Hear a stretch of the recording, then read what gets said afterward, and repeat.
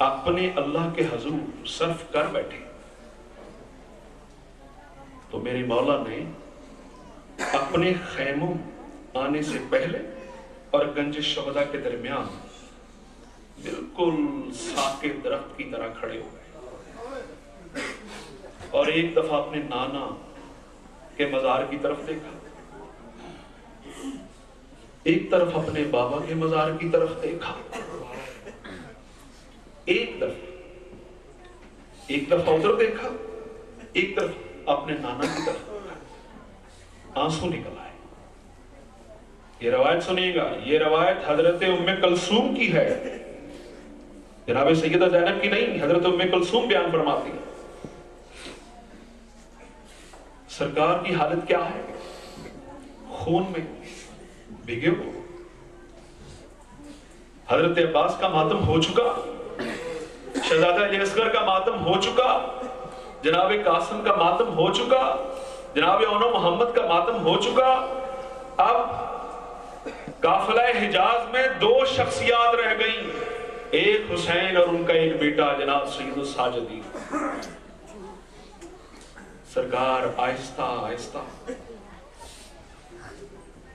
जनाब हजरत उम्मे कुलसूम रिवायत करती हैं कि एक ऐसा मर्द नजर आया उस दिन, ऐसे लगा जैसे उसने कुरान अपने सर पे उठाया हो और अभी अभी अल्लाह की तमाम आयतों का नज़ूल हुआ और नजरें नीची हैं और हुसैन खैमों की तरफ तशरीफ ला रहे, कभी एक खैमे की तरफ, कभी दूसरे खैमे की तरफ, कभी तीसरे खैमे की तरफ। कहते सबसे पहले वो मेरे खैमे में आए। जब मेरे खैमे में आए, तशरीफ लाए, तो मुझसे पूछती हैं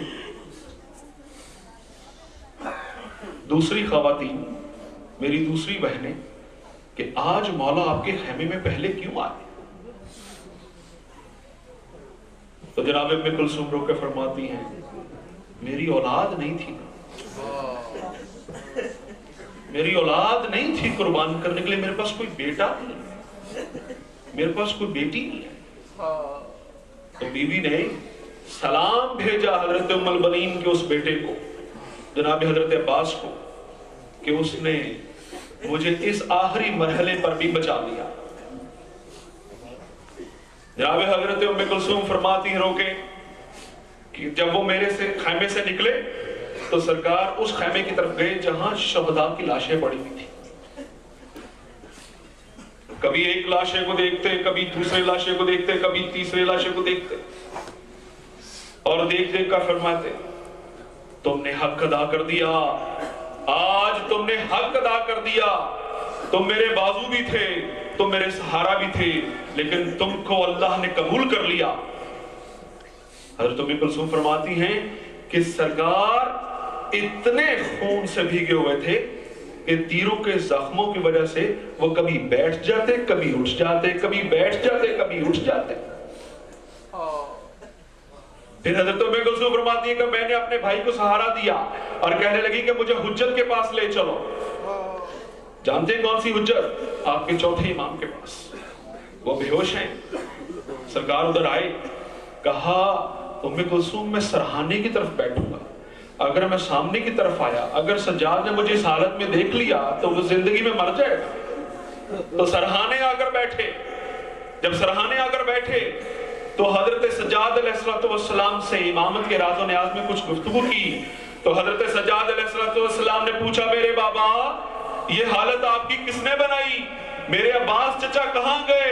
हजरत उम्मे कुलसूम की रिवायत सुनिए कि हजरत सज्जाद से एक बात ऐसी जुबान से निकल गई, हजरत उम्मे कुलसूम भी रो पड़ी, कहने लगे बाबा आज हमारे अबू तालिब कहां चले गए? आज हमारे अबू तालिब हमें नजर नहीं आते। फरमाया मेरे बेटे अबू तालिब कौन? कहा मेरे चचा हजरत अब्बास। मैंने अपने दादा अली से सुना था कि जब रसूल यतीम थे, जब रसूल छोटे से थे और मक्के के लोग उन्हें मारते थे तो अबू तालिब उनको अपनी रहमत के जरिए, अपनी शफकत के जरिए अपनी बाहों में ले लेते थे। आज मुझे हजरत अब्बास नजर नहीं आए मेरे बाबा, मेरे चचा कहां चले गए? मैं आज आपका रसूल की जगह देखता हूं और अबू तालिब حسین رو کے فرماتے میرے بیٹا، میرے چچا کہ تمام اولاد اور تمہارے چچا یہ سب کے سب دنیا سے چلے گئے، یہ سب کے سب مجھ پر قربان ہو گئے۔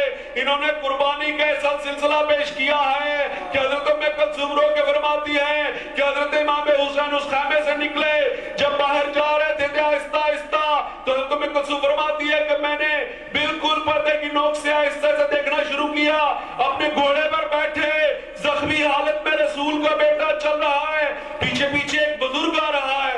تو حضرت ام کلثوم باہر نکل آئی، ان سے رہا نہیں گیا، جا کے فوراً حضرت امام حسین سے کہا اے میرے بھائی کوئی بندہ آپ کے پیچھے آ رہا ہے۔ تو حضرت امام حسین نے فرمایا اے ام کلثوم واپس اپنے خیمے میں چلی جاؤ، جس طرح میں نے علی اکبر کو سوار کروایا تھا، آج میرے رسول میرے نانا بھی میرے ساتھ ہے، وہ بھی مجھے سوار کروانے آ رہے ہیں، وہ اپنی بیٹی کے بیٹے کو سوار کروانے آ رہے ہیں۔ اِنَّ لِلَّهِ وَإِنَّا إِلَيْهِ رَاجِعُونَ۔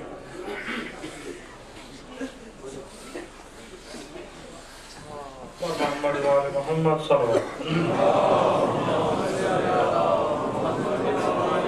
خداش کروں گا میرے قسم اٹھائیں نہ آیت پڑھیں۔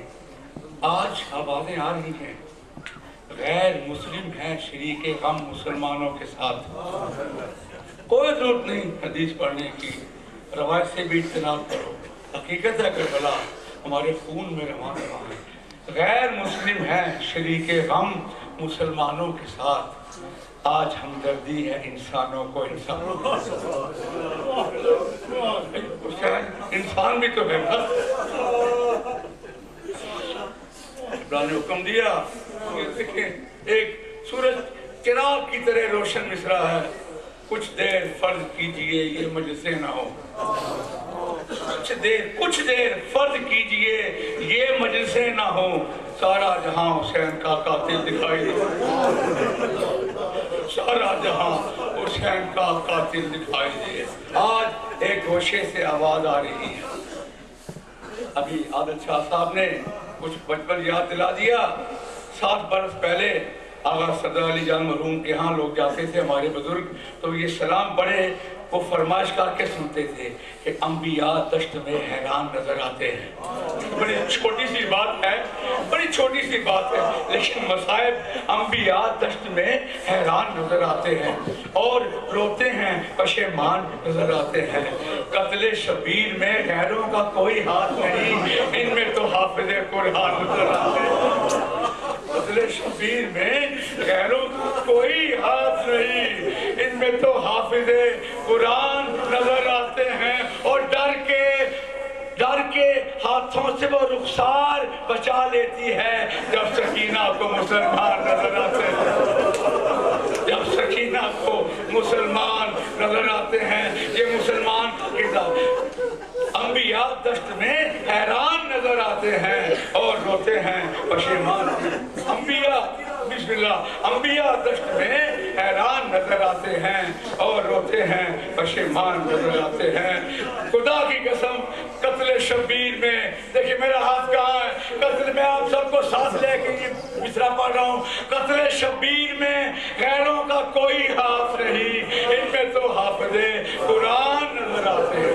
ڈر کے رخساروں کو ہاتھوں سے چھپا لیتی ہے، ڈر کے رخساروں کو ہاتھوں سے چھپا لیتی ہے جب سکینہ کو مسلمان نظر آتے۔ پھر آغا صاحب خدا غنی کے رحمت کرے فرمائش کرتے تھے کہ بھئی افسر چنوٹی کا سلام پڑھو۔ سلام کیا ہے خدا کی قسم کہ بے رضا بنت علی ہے شام کے بازار پہ۔ یہ مصائب کی رات ہے،